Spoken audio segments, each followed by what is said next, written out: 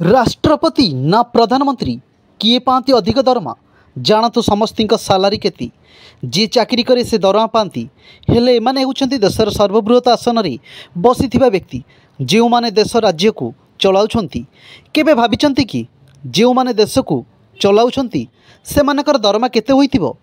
देश को चलाउथिबा बड़ बड़ आसन रे बसिथिबा व्यक्ति विशेष माने मध्य दरमा पाती कारण से माने समस्त देश एवं राज्य को चलाइबार चाकरी करिथांती।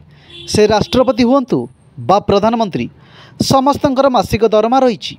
तेबे आसंतु जानिबा काहार दरमा केते। आम देशर सर्वबृहत आसन रे बसिथांती महामहिम राष्ट्रपति।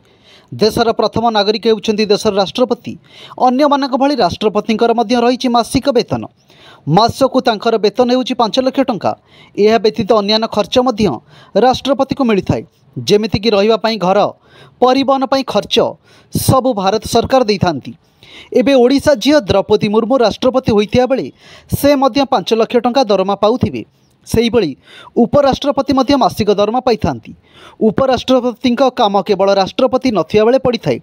आउ दरमा कथा जदि कहिबा तेबे राष्ट्रपति ठारू मात्र 1 लाख टंका कम माने 4 लाख टंका दरमा पाइथांती उपराष्ट्रपति। यापरी आमे कथा हेबा राज्यर गवर्नर माने राज्यपाल दरमा उपरी। प्रतिटी राज्यर गवर्नर दरमा प्रायतः सामान रही है। राज्यपाल दरमा रही है मासिक 3,50,000 टंका। दरमा को छाड़देले रहिबाकू घर मिलवा सह अन्यान्य सुविधा मिलता है। जदि आमे प्रधानमंत्री और राज्यपाल दरमा को तुलना करिबा तेबे राज्यपाल दरमा प्रधानमंत्री दरमा ठारू अधिक होता है। देशर प्रधानमंत्री मासिक दरमा 2,80,000 टंका पाइथांती जहाँ प्रधानमंत्री मोदी दरमा रही।